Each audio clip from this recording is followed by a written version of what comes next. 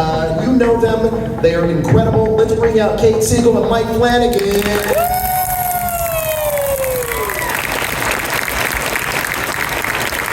Welcome to Motor City.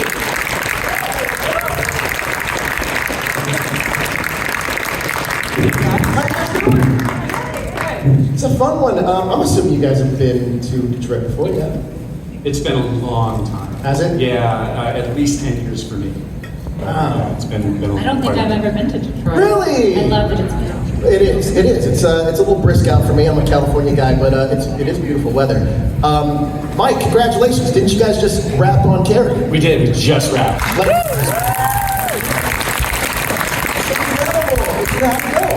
Oh, it's awesome. I love it so much. I'm so excited for you guys to see it. We just wrapped 8 episodes in Vancouver, and right before I got on the plane to be here, I was sitting at home editing. So I'll be right back to that. But it's, I gotta say, it's honestly one of my favorite projects I've gotten to work on. Yeah. We had so much fun on it. So. Can you let us know what scene you're editing? I can tell you, I just kind of tied the bow on the 5th episode. So we're cooking. So now when you guys go and watch that episode, you'll know exactly what he was talking about based on this conversation. Look, thank you guys for joining us. You guys are all incredible. My first question is for you though, Mike, is that you bring in your own personal background to a lot of what you do. Can you talk about exploring the ideas, from your experience, exploring ideas of original ideas and established IPs? Oh my God, sure.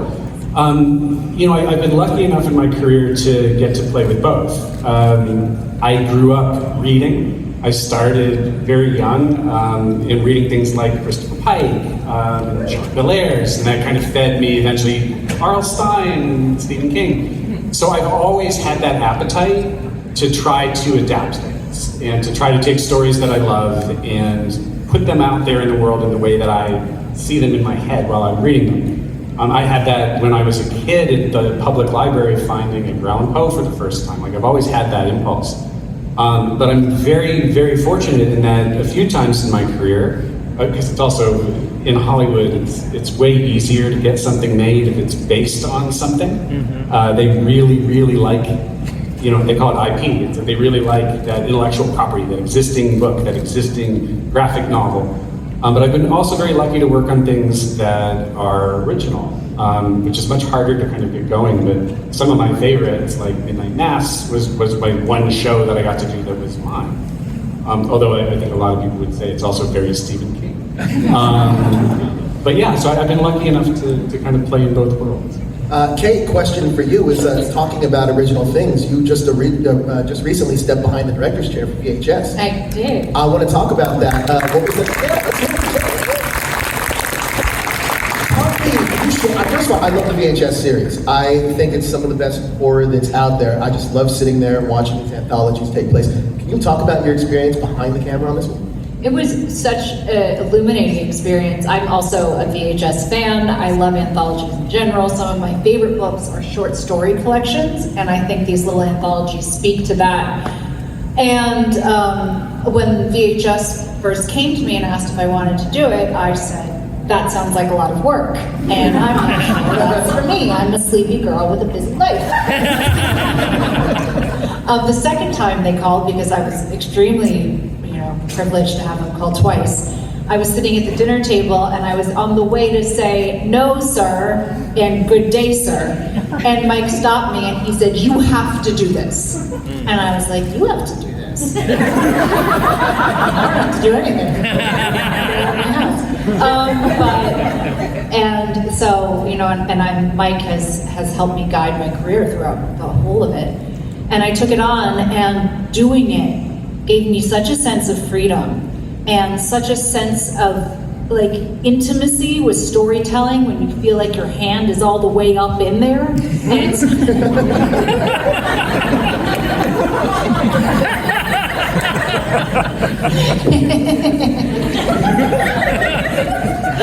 and so, and what happens is that I felt a freedom in that, in opening. It's gonna be one of those weekends. freedom in that, and that it allowed me to express myself in ways that I felt, I was part of a machine before. I was part of the Mike Flanagan machine, and I thought that's exciting and that's wonderful, and being my own little cog in the machine, but then being given the opportunity to build the machine and stepping into that role, I became crazy with power. She also directed an episode of Carrie.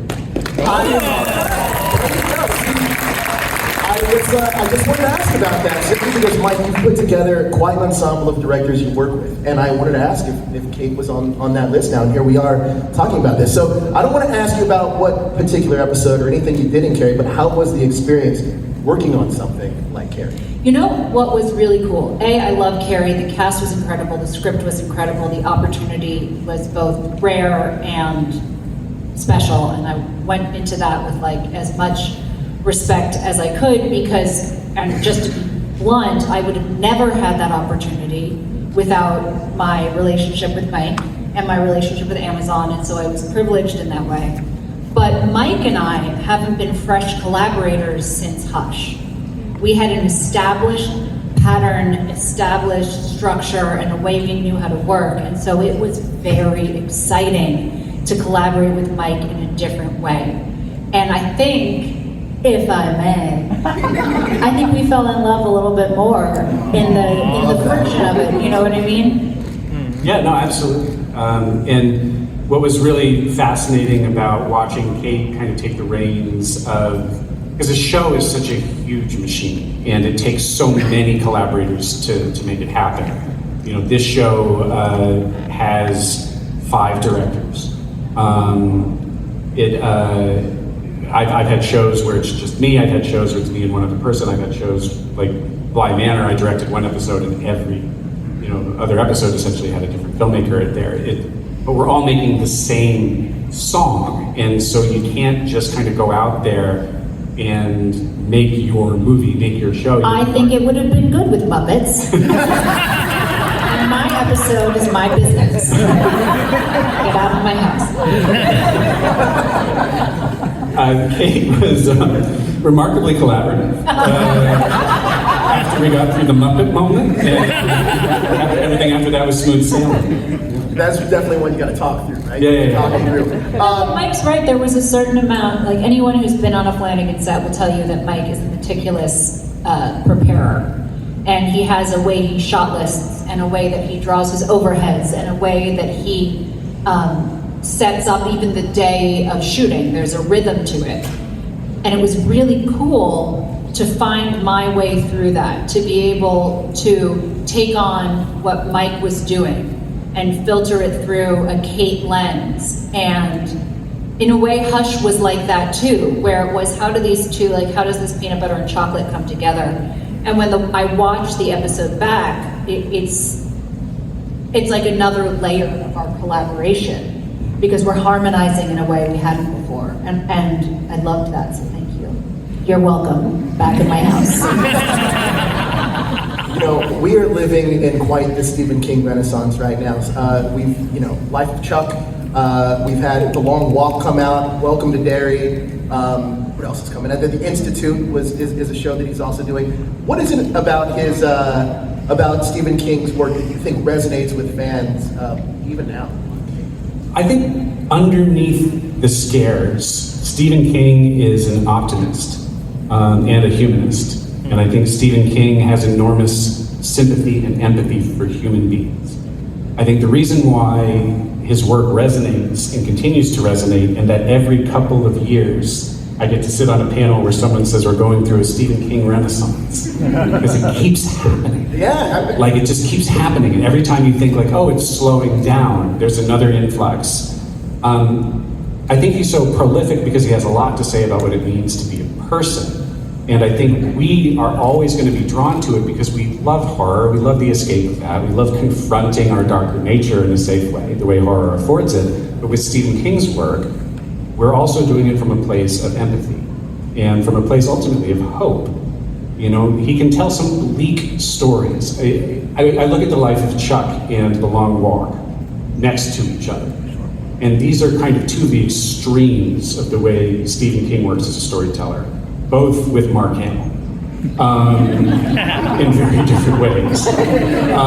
But you see how bleak and how kind of emotionally vicious The Long Walk is. And you see how kind of uncynical and earnest The Life of Chuck is. They both came from the same writer. And despite that incredible spectrum, that you're witnessing there, the thing that both stories have in common is a genuine empathy for the people on screen, regardless of the outcome. I think that's always going to be appealing. I think especially as times get dark, we need that. So I think that's what, to me, is always appealing about Stephen King. That heart is always there.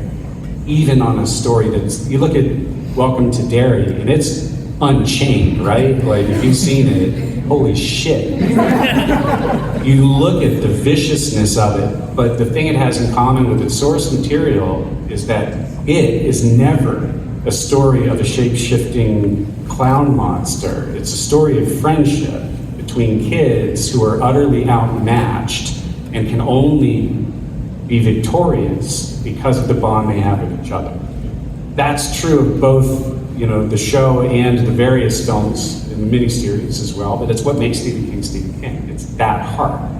I think if you're just viewing these things as a story about an evil clown monster, or as a story of a dystopian future where people are put through these impossible ordeals, and systematically eliminated, you don't have a Stephen King renaissance. The world doesn't hold on to those stories very long. It's the heart underneath it. It's interesting. You brought up Mark Hamill, and I just recently spoke to him for The Long Walk, and I also just recently read Revival, and I just couldn't get it out of my head of him being the preacher in Revival at the end. I think that'd be perfect. I almost got to make that movie. I know. I wish you would have. It's like the thing that I probably want the most out of any Stephen King project. Kate, now that you've had a chance to direct a Stephen King project, is there another that you'd like to take a crack at? There is a short story called The House on Maple Street, which is a story of a bunch of children either, launching their stepfather into space. And I'd like to do it with Muppets.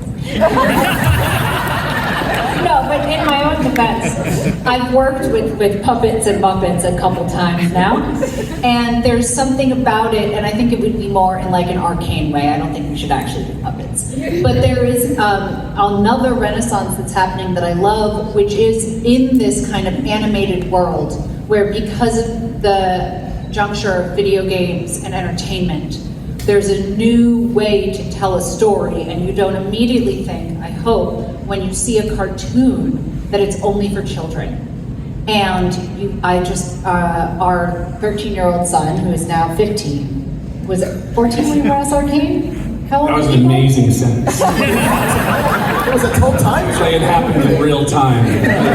Our son, who is between the ages of 13 and 15, we're a big family that watches content together, and he really wanted to watch Arcane because I'm a good stepmother. I was like, sure, whatever. And by episode 2, I was riveted.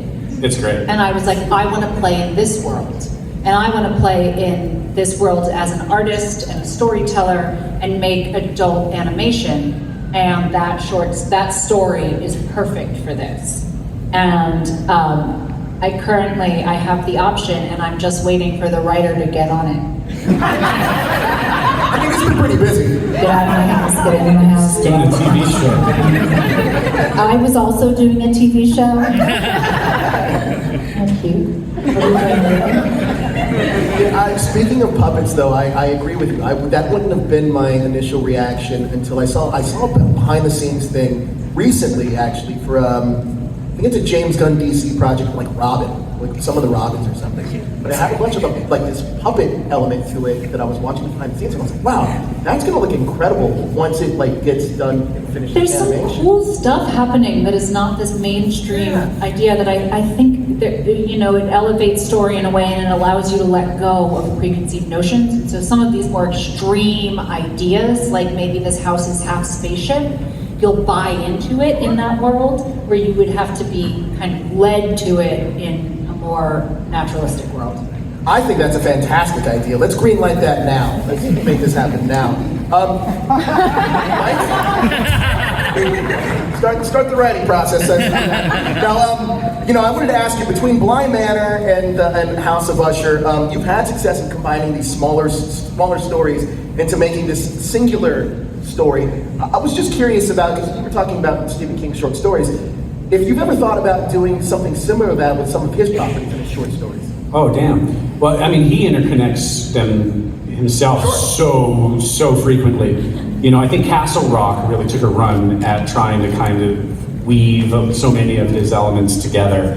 It's impossible, I think, if you're a constant reader, it's impossible not to want to accentuate the connections and to draw somewhere there might not be, which has been some of the most fun I've had. Every project I've ever done, going back to Gerald's Game in Stephen King's world, I've been determined to connect to the Dark Tower, whether the source material directly did or not. And so, yeah, I think the Kingverse, exists for the fans regardless. The more that it's acknowledged in the adaptations, whatever form they take, I think the better. You mentioned the Dark Tower, not me, so I'm just going to ask you, what's the status of that? You still the rights? Or? Oh yeah, everybody. Get to work. Well, believe me. No, it's so the Dark Tower is going great. Still working on it constantly. The thing about the Dark Tower, and I feel that I would be frustrated with me as a fan, because I've said this enough. It takes so damn long. Sure. And a big part of that is that it truly is building an oil tanker. Just the right situation, and for those of you familiar with the books, know you've got very specific characters from other things that are essential to telling the story properly. Well, those other things are owned by a lot of different studios, which means if you want to do the Dark Tower, you're not making one deal. You're out there all around town trying to collect these elements and bring them together. But I can tell you that no one is more interested or persistent for Dark Tower updates than Stephen King, who I will not let down. And it's really just about the time it takes to do it, but I work on it all the time, and it's moving as fast as I can possibly get it to move. Listen, as long as it's done right, I don't care how long it takes, honestly. Because Grant here and I, right before this morning, we were talking, we were both at Screen Rant, we were just gushing about how much we love Dr. Sleep. It not only does it serve, it's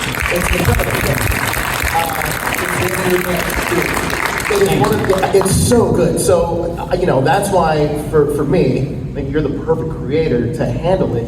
And, it might take a little bit of time, but as long as it's done right, that's all I care about. And doing it right is critical. Yeah. Because I think with that story as well, there's an enormous, whenever you approach a major studio, with the commitment that's required to do the Dark Tower, which is a huge commitment, they're going to look at the size of it, the scale of it, and you've already seen examples of what happens when people try to approach it by changing it, try to jump into the story in a different place. My approach to the story has always been that Stephen King began the story perfectly, with the perfect opening line, and that is the only way to open the Dark Tower. You have to do the books in order, and you have to start at the beginning. He starts with one character chasing another.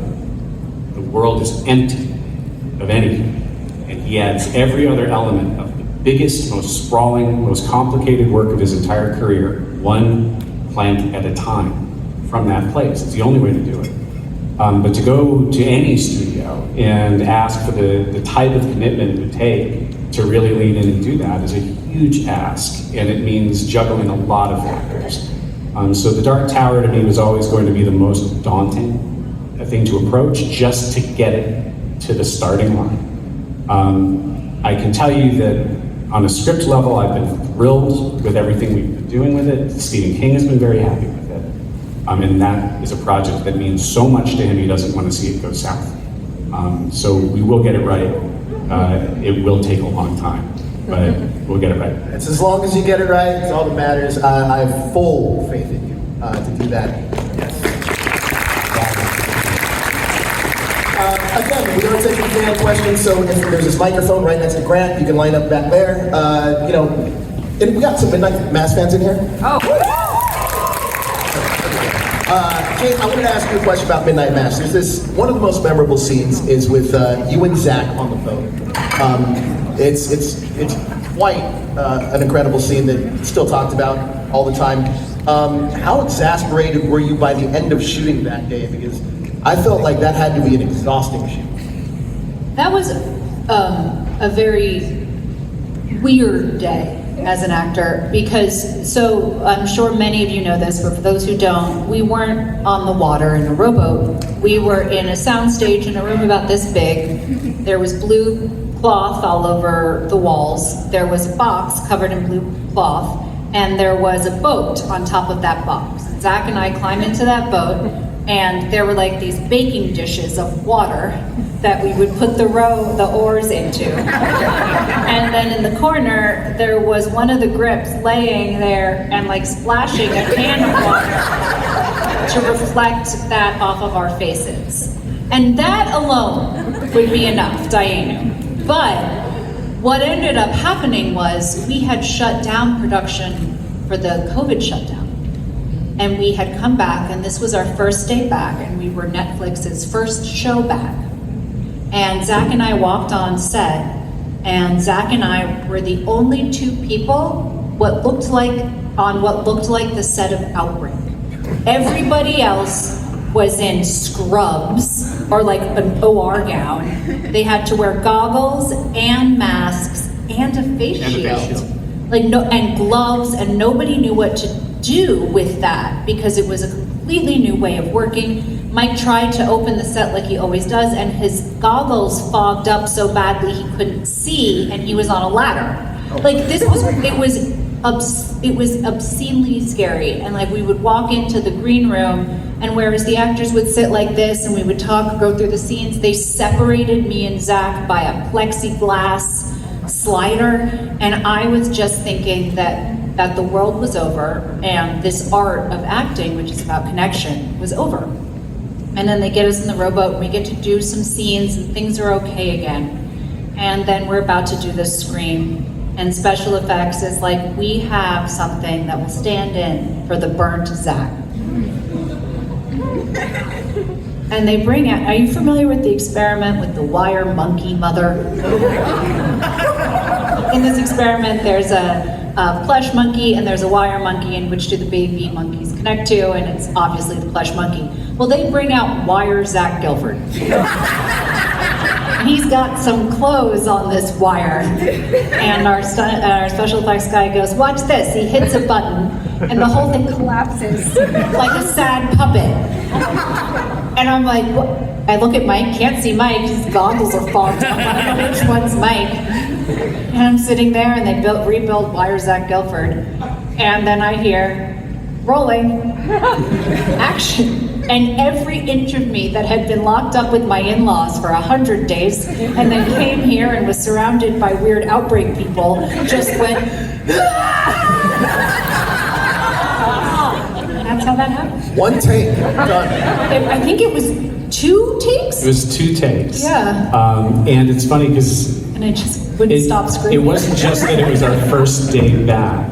It was the first thing we ever shot of Midnight Mass. Yeah, we never shot anything before that. We had built all the sets and then got shut down for COVID. And because of the way the schedule fell back together when we came back, I remember having to go to you and Zach and being like, so day 1, why don't we just start with the rowboat? Well, it was also because everyone was like, can we put a group of actors together? Yeah, nobody knew so if you could put actors in the same. 2 actors, we can do that because we can test them. And then Mike, like Zach is very easygoing, very low-key, and Mike knew that even if I freaked out, I couldn't do anything about it because, you know, you were there and I had to be good on my best behavior. I'm a test case often in this situation. And so it really was, and like the screaming just went on for so much longer than anyone thought it was going to go on. It just wouldn't stop. I couldn't stop screaming. And it was great for me because I'm like, this is awesome. You only heard it though, you couldn't see it because his glasses. My glasses fogged up. And it was that moment where I was like, we're just going to play the credits over this. Like, we're just not going to cut away from this at all. It was just everything. It was just this primal scream. Yeah, it was fun. What a story, incredible. I wish everybody could have that moment in their lives where everything was set up so you could just scream it out. Absolutely. Grant, who do we have? Hi, I'm Danae. Hi. My question is, in Hill House, you included a lot of hidden ghosts in the background or even hints throughout to to foreshadow stuff. Do you have a favorite hidden ghost or Easter egg or foreshadowing in that? I sure do. So the way we did the hidden ghosts for the Haunting of Hill House, we knew we'd hide them. We wanted them to be something you barely noticed, if at all, and great for second viewing. In order to do that, we didn't know where they'd go in a frame, and you don't have much time to shoot. So we always had 2 actors, local actors, in full ghost makeup, standing by on set all day, every day, on their phones, eating snacks, waiting to be shoved into the background of every shot that made sense. And it would just be like, all right, we got to put a ghost under the piano, go! And then like, oh, I can see the ghost too much, back off. And the ghost actors were pretty annoyed because the whole thing was like, get in that shot, but we don't want to see you. My favorite one is Bruce Greenwood, who played Roderick Usher in The Fall of the House of Usher, and Gerald and Gerald's Game was in Atlanta shooting a show called The Resident, I think was the show he was on. And he had an afternoon off, and he wanted to come visit because Carla Gugino and Henry Thomas were on set, and we did Gerald's Game with them all together, and Bruce was nearby and just wanted to visit. And he showed up, and he saw these ghosts hanging out, and he's like, what are those? He said, oh, we hide them. And he goes, I want to be one. And I was like, of course. Put Bruce in makeup. So Bruce went into full ghost makeup, put on a hat, because he was like, my ghost has a hat. Okay, cool. And there's a shot, it's Carla and Henry in bed talking, and over Carla's shoulder, soft focus background, just standing there smiling, is Bruce Greenwood. It's my favorite ghost. He was like, can you see me? And I'm like, nope.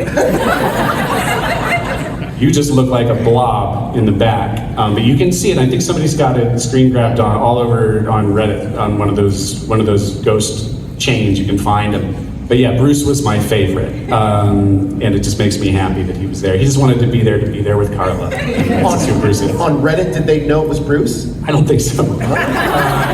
It's one of my favorite cameos. I don't think we even did his paperwork. Oh no, I'm gonna get in trouble with the SAG. No, yeah, but yeah. Thank you so much for that question. Incredible. Great question. Who do we got next, Grant? Hi, I'm Lily. It's a little close. I'm from Washington. My question is for Mike. You create really complex worlds with kind of complex moral landscape for the characters. I was kind of wondering, as an aspiring screenwriter myself, how you kind of take those complex characters and go from idea to script.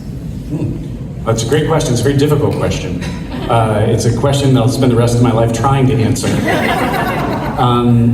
When it comes to characters, I learned most of what I know about how to write characters from Stephen King. First as a reader, but then reading, if you've ever read his book on writing, it's an incredible tool if you want to be a writer. And so the biggest thing for me is, it's going to sound really cliched, but trying to separate the idea of a character from a person.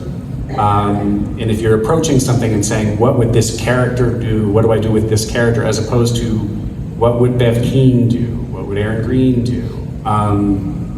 What is it about? Who are these people? Let them be imperfect. Let them be messy. Let them try to be better. Let them fail. Stephen King says, even in the way they speak, don't write them the way you want them to talk with this beautiful dialogue. Write them the way people talk, who second guess each other, second guess themselves, and interrupt themselves, start over, ramble, go on tangents, do all that. Make it real. And when it comes to the kind of moral ambiguity of it, those are just the stories that I connect with. I'm an imperfect person. I only know imperfect people, to my knowledge, with the exception of Kate Siegel. And so those are the people that I'm trying very, very hard to honor. I've never set out to write horror, ever. I'm always trying to write human, and it has to be about something real. And that, if the story's about a haunted killer mirror, it's kind of silly. But if the story is about the trauma that follows us from childhood to adulthood, and about how the different ways we remember our past and our parents can shape who we are, and how those stories can contradict each other with the people who lived the same experience, then it's about something. Then I'm writing a movie about a brother and a sister. I'm not writing a movie about a mirror. So that's kind of the shortest way I can describe that without rambling too much. Yeah, great answer. Thank you for that question, by the way. I'd actually love to jump in real quick on your note of imperfect people, because one of the things that I loved about Midnight Mass before it even came out was you talked a lot about how it was sort of reflecting on your own journey of sobriety. And, you know, we have many wonderful fans here who have seen the show, and I'd love to hear, you know, what have been some of the experiences fans have maybe come to you with about how the show maybe helped them really grapple with what they've been through in a similar manner. Oh, certainly. It's interesting to me always what fans of certain projects want to talk about. You know, sobriety and Midnight Mass is kind of what it's all about, and religion, and religious trauma especially. So I get fans who want to talk about their upbringing, they want to talk about faith, and fans on all sides of that too. And Midnight Mass was never meant to be an attack on faith, it was meant to be an attack on fanaticism, which can infect any belief system. And so I have a lot of religious people who love to talk about the show and appreciate the show. Atheists, actually my most critical review of Midnight Mass came from an atheist. I hated it. That was surprising. But I feel like they just didn't believe in it. That's girl play.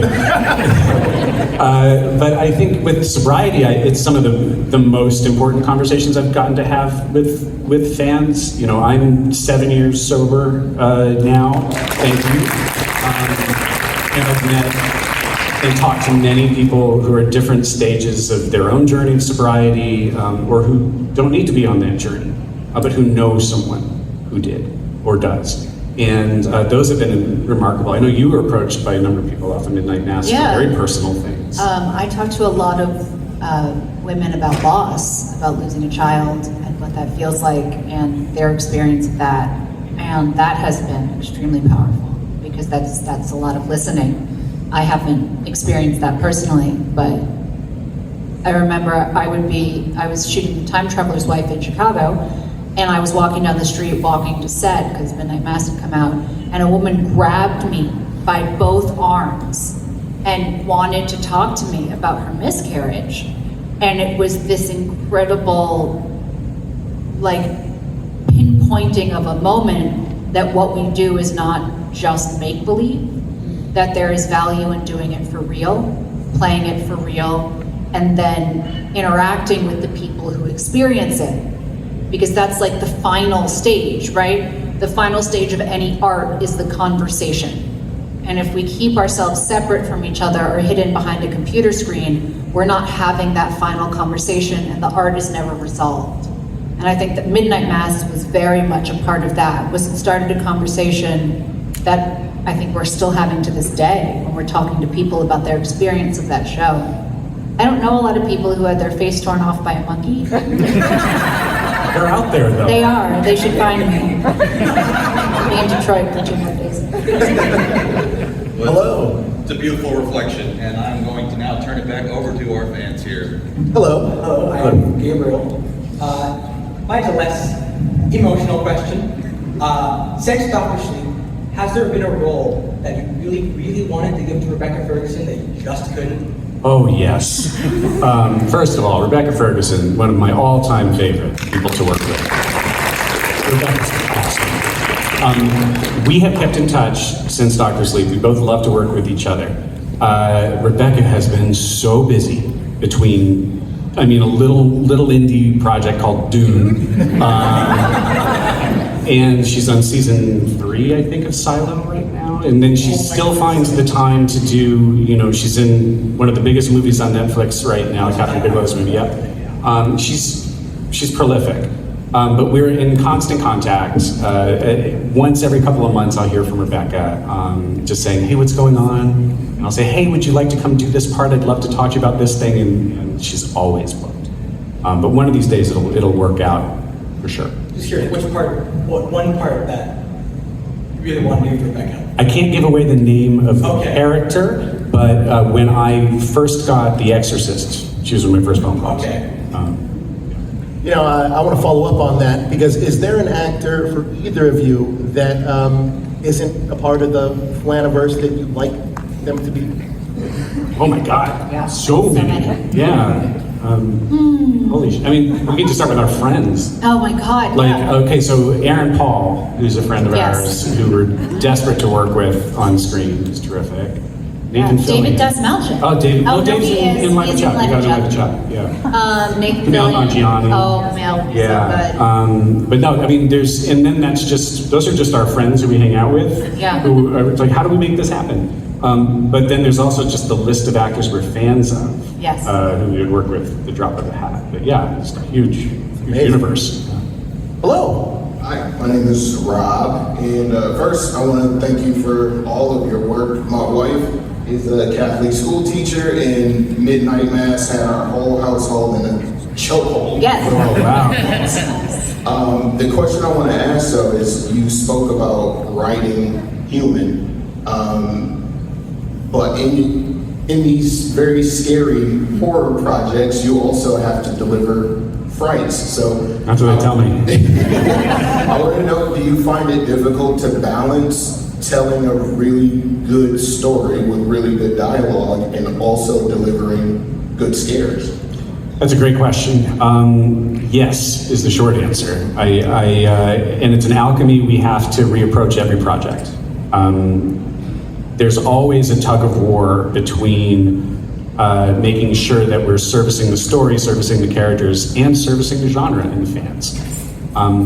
The thing about a scare is that horror fans crave them, they're starving for them, they want them, and nothing punctures tension and atmosphere and anxiety like a scare. It's why when you have a jump scare happen in a horror movie and you're with an audience, the sound you hear right after is laughter. It lets all of that pressure out. And it's almost impossible. It's not impossible, but it's almost impossible to create a jump scare that doesn't dissipate tension, right?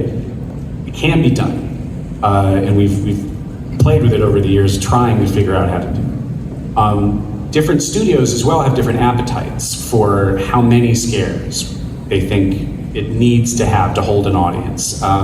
If you're trying to hold an audience in a dark movie theater where you're the only thing that they have in their field of vision versus someone in their living room who has their phone and has their family and has all sorts of other distractions, the strategy changes drastically.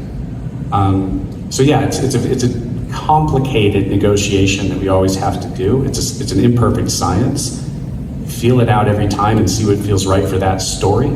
And most times there are going to be more scares in the finished thing than I would have wanted. Most times there's going to be one or two in there that make me roll my eyes. And it's like, well, we had to put that in there. Especially in pilots, in first episodes of shows. There's a belief that, oh yeah, you need a certain number, you need them early. I hope we get it right, but it's a constant renegotiation.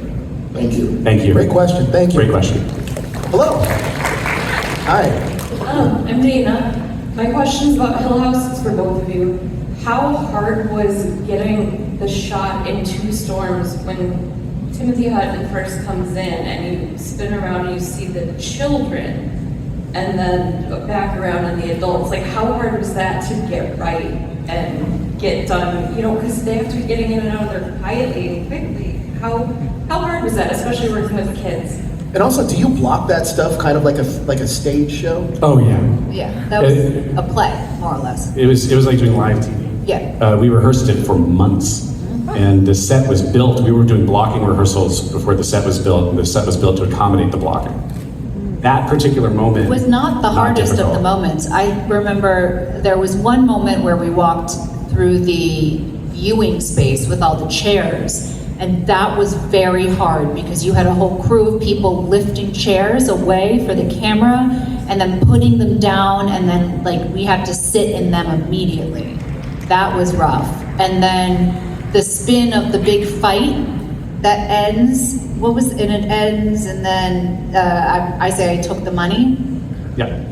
That was tough because the timing of that 360 and making sure the camera was on the person who was talking was really hard on the camera operators. But when the take was working, we would all speed up at that time because it just felt like a fight and some of that balancing. But with the kids, we were all hidden in that little closet, in that little like hallway area. They would sit there, and the second, I think it was Lulu was the first one who felt the camera turn off all the kids. They would run, we would take their positions, and all we had to do was watch the camera go around and make sure we were there by the time it came back around. But it's so much fun. Like, it's the best. I was very nervous to your question about the kids going into it. And I was like, we're putting a lot of pressure on 6-year-olds, 7-year-olds to execute unbroken takes that in some cases are like 15-minute takes.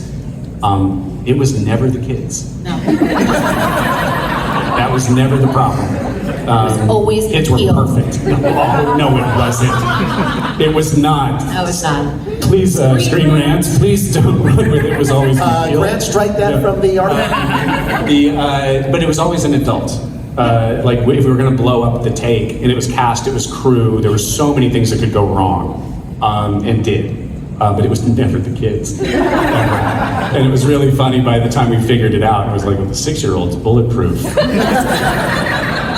What excuse do the rest of us have? Thank you. Thank you. Hello. Ryan, very nice to meet you. My question is about, you have this incredible eye for finding talent with Robert and Samantha. You manage to find these relatively unknown people and get just phenomenal performances out of them.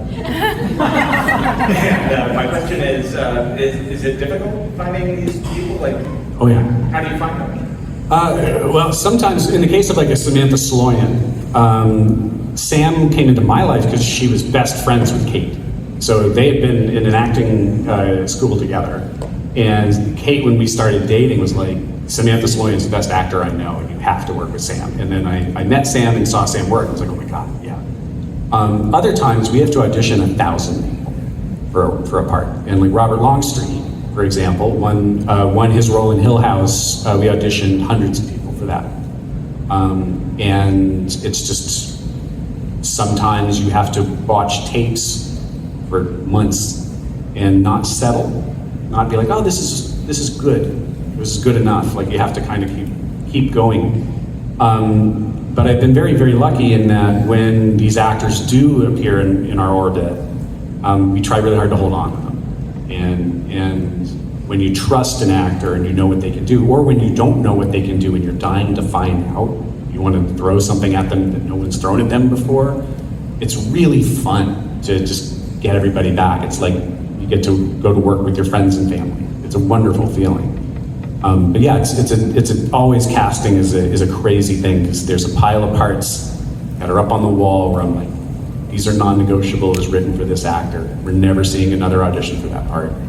And there are others where it's like, we're going to be looking at tapes for 3 months, like every day. Kate, that has to be fun for you playing in this world so many different roles. Is there any particular character that you haven't gotten to play yet that you'd like to work in Flanagan?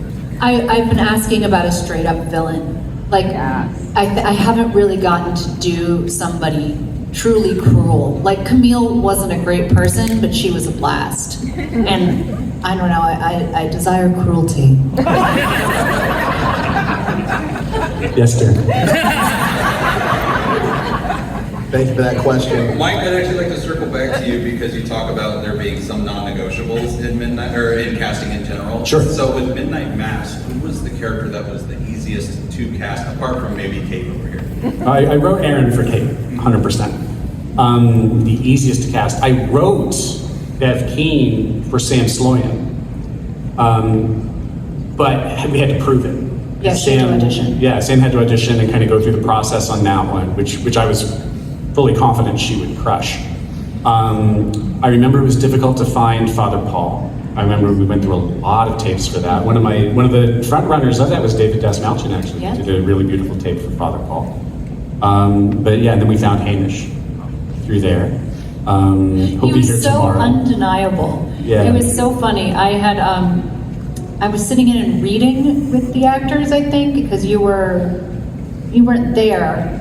Why weren't you there? I was What doing happened? Bly. You were doing Bly, and so I sat in as a reader just to like help out and see.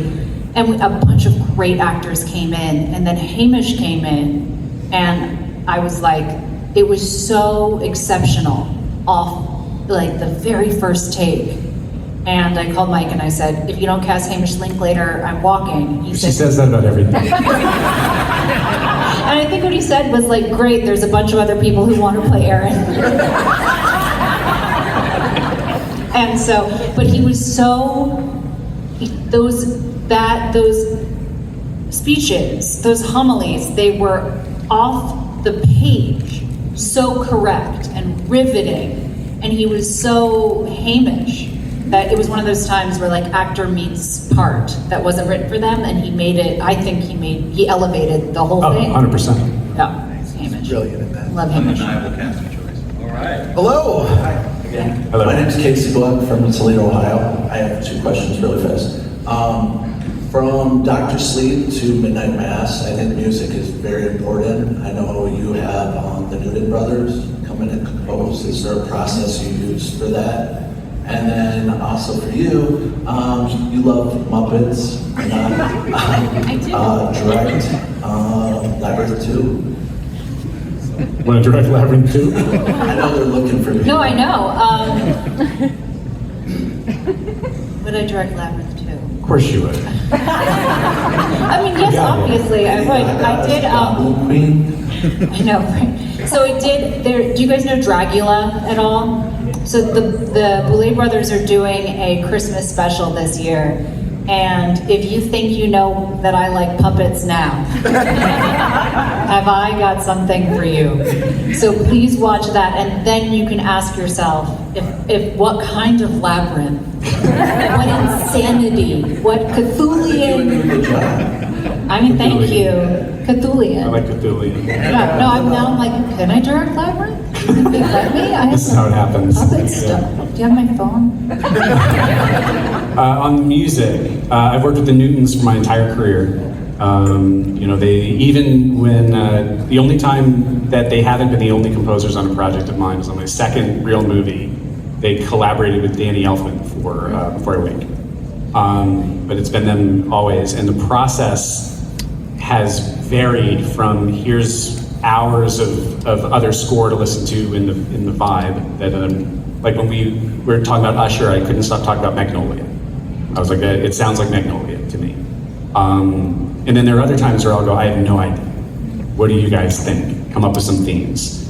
And then there are other times, because I love music and I play piano, and so I'll sit down and like the Hill House motif, I wrote at lunch on set at Hill House and sent them a recording of the piano, and they turned this little sketch into like a real piece of music. They turned it into something real. But so we do it all sorts of ways. But those guys have never repeated themselves in 12 years working together, and I love them for it. Thank you. Thank you. Hello. Hi. Hi there. So nice to meet you guys. Really big fan. I guess this question's for both of you, but I'll start with Mike. What has been your favorite character that Kate has played in the Flanaverse? Okay, so the one that I love the most is Aaron Green. And that was one of the toughest for Kate to play. My favorite to watch Kate play was Camille Usher. I thought Camille Usher was a total blast. But Aaron Green was really special to me, and not an easy part for you. Well, no, I think Aaron was a private part of me that I don't necessarily bring out into the world. It's the way I think you know me, like the softest part of me. And so Camille lives firmly in my persona, you know, somebody who doesn't let people in and protects herself and lives within the worlds of sarcasm and jokes and sometimes rage. But Aaron was this gooey center that I was certain that if I went and put that on screen, people would laugh at me. And that's the one that it hurts the most when I get critiques like, I'm a glutton for punishment, and I'll go on Reddit and Never going Reddit. I know, everyone tells that, I'm not going Reddit. But there's a lot of threads about how my performance as Aaron Green is subpar, as they like to say on Reddit, like they hate everything on Reddit. And those are the ones that like late at night I think about, and I'm like, they're absolutely right. And not only is Aaron subpar, I'm subpar. And it's because, I know, thank you, I'm in therapy. Fake news. But I think that is because Aaron is the part of me that I'm most protective of, right? I don't know. Yeah, and we talked about that one because I would say like I see so much of you in this part, and she'd be like, no. Why? And it was super vulnerable. I remember it was really difficult for her in a few places to really go there. Whereas Camille, it was just like the lights would dim and a spotlight would turn on as Kate stepped on stage to do Camille. Like that was just the way it went. But it was a blast to watch every day. Thank you so much. You guys Thank are you. amazing. Thank you. Hi.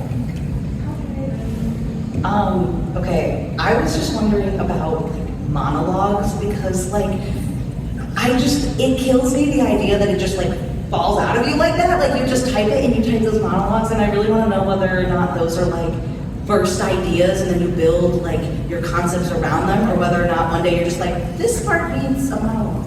That's a good question. Well, as you may have noticed, we both talk a lot, which helps with monologuing. It goes both ways, honestly. There are some times where I know, like in Midnight Mass, it's a show about homilies, and confessions and soliloquies and epiphanies, and there's going to be that element to it.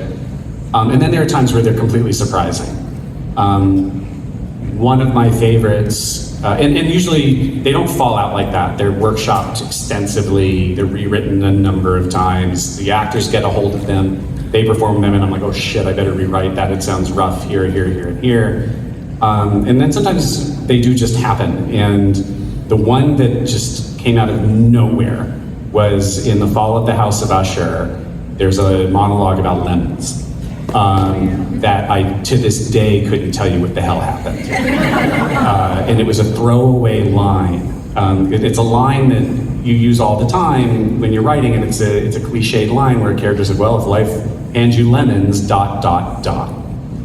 And while I was writing it, I was just like, I hate that I just did that, because everybody does that. It's just and so I just started no, when life hands you lemons, something else. And that bizarre vomit that happened just happened. And I remember putting down the draft and being I don't know if this is gonna work, but let's try it. So sometimes they're a surprise, sometimes, the thing I believe though, I'm a student of theater, I was a theater minor in college, terrible at it, but I loved it. And I do honestly believe that monologue is an art.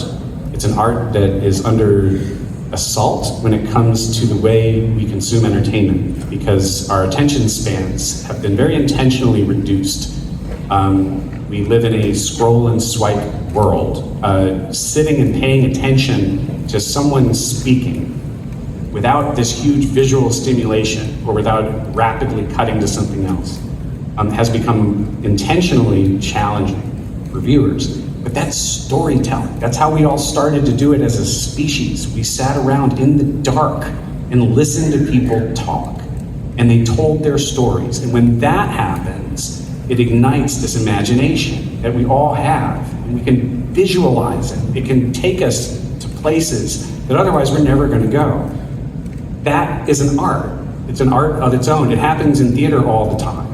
It happens on stage. And in movies, when it does happen, it can be incredible. You look at Jaws, giant commercial movie where someone sat and listened to the story of Indianapolis, and it's incredible. It's as scary and riveting as anything else that happens in this visceral film. Harry Dean Stanton in Paris, Texas, talks on one side of a one-way mirror for 10 minutes. It's one of the most incredible things I've ever seen. And it paints an entire story in your mind. I want to do stuff like that. I love watching good actors act. And I think it's a shame that we've all become really comfortable with our media cutting so fast and cutting away from anything that requires any patience. So that I've tried to keep going. It's always a bit of a struggle, and sometimes they're overwritten. I apologize. No, absolutely not. Keep doing your thing, Mike. Look, we are about out of time. Thank you so much for that question. For all of you that are still in line, I apologize. We ran out of time. However, Because of the monologues. however, Stay here and answer your questions. Yeah, we'll stick around and answer questions. there you go. And I was going to say, you can meet them at their booth. They are fantastic people. Before we go, though, I do have a question for you because I know that you said, I know you wrote Clayface for the DCU, and I know that you said you were inspired by Batman the Animated Series. Yeah. But did Matt Reeves' Gotham inspire you at all to kind of create that world? No, so when we first started talking about Clayface, I hadn't seen what Matt was up to. So it went all the way back to Feet of Clay, that incredible two-parter with Ron Perlman voicing the character, which was so formative for me as a kid. And Clayface, I had so much fun developing that with Matt, and then with James and Peter. And it was one of the great kind of sadnesses of my career that, I'm so sorry, when it came time to make it and they wanted to make this movie right away, I wasn't available. It's the only time this has ever happened to me, where I was like, I have to go make Carrie. And there's nothing I can do. But they wanted the movie to happen, so I had to kind of do the thing that I've never had to do before, where it's like, well, here you go. Have fun making the movie. Tell me how it goes. I haven't seen it. They just wrapped. I'm dying to see it. I can't wait to see what they did with it. But for me, it all goes back to the animated series. I think Batman the Animated Series is art. Oh, it's amazing. It's incredible. Well, It holds up. Let me ask you this, because I know that you said you worked with Matt. Do you think, in your own opinion, that Robert Pattinson's Batman can fit into this DC universe? Of course. Yeah, well, and look, I don't want to, well, I got to be careful here. Well, you went for sure talking to Screen I Rant. know, well, yeah, and I know DC fans especially, I don't want to get on anyone's bad side with this kind of stuff, because James Gunn is running DC his way, and I think it's great. I have no idea what the plan is for any of that. I do know, though, that Matt Reeves is a creative powerhouse. I think Pattinson's Batman was excellent. I think the world in the Gotham that he built is wonderful. I think the Penguin works on big screen and on television. And I do think there is a way to harmonize all of these elements into the DC universe, which I think is what James is doing in his way. The thing is, I trust James. And he has not let me down as a fan, so I'm excited to see how they pull this off. And how it could all connect, the ways it could all connect, that's up to them. I'm just really grateful that I got to be a very small part of a very small corner of Gotham. That's like a childhood dream of mine. Listen, I'd love to see a Man-Bat, I think. Though. Yeah, that'd be bitching too, absolutely. Look, you guys can meet them at their booth. They'll get to all your questions. Thank you guys so much for coming out. Thank you guys. Thank you guys so much. Awesome. Yeah, if you have a question, come to the booth. Don't be paying anything. I'll answer your question. Let's hear it for our